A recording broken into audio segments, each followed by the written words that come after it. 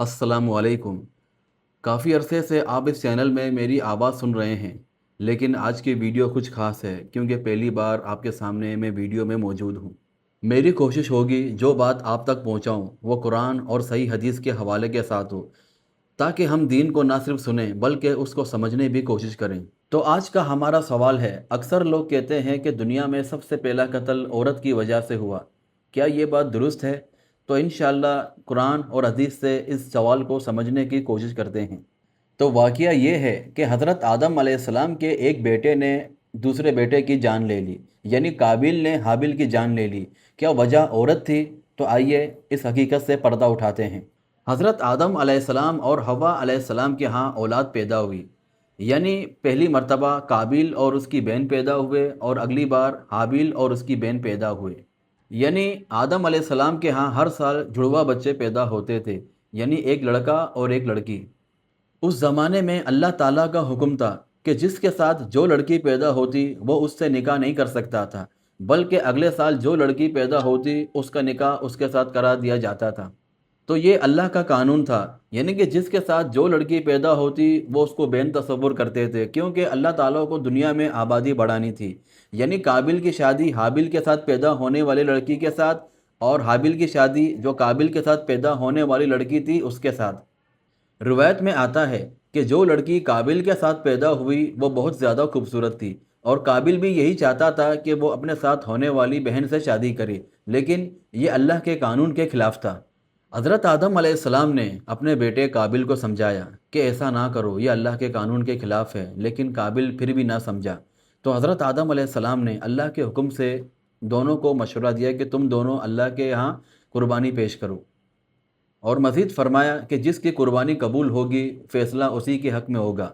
तो दोनों भाई हाबिल और काबिल अपनी अपनी कुर्बानी अल्लाह की बारगाह में पेश की।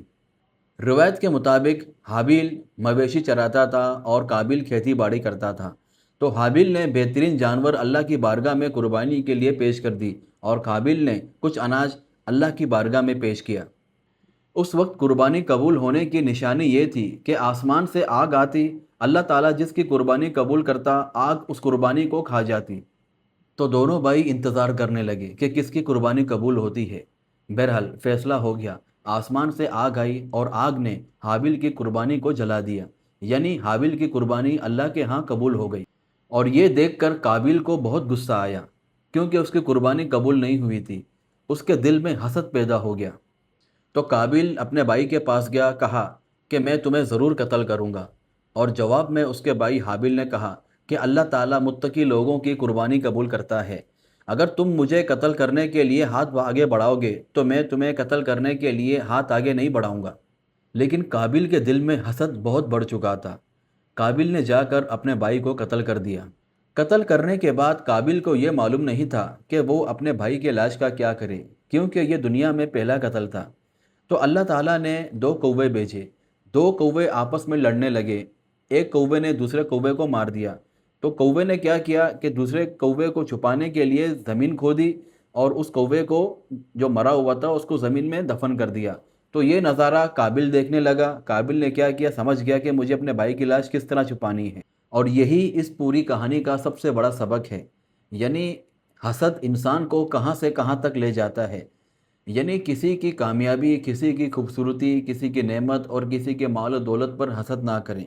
यानी अल्लाह ताला जो आपको दे उसी में राज़ी रहें, क्योंकि हसद पहले दिल को जलाता है और फिर इंसान को ऐसे गुनाह की तरफ ले जाता है कि बाद में इंसान उस पर पछतावा करता है। अल्लाह ताला हमें हसद, गुस्से और हर गुनाह से महफूज फरमाए। आमीन। और आखिर में हमारे चैनल को सब्सक्राइब करना ना भूलें और कमेंट्स करें, ताकि हम आपके लिए नई और इस्लामिक वीडियो ला सकें। अल्लाह हाफिज़।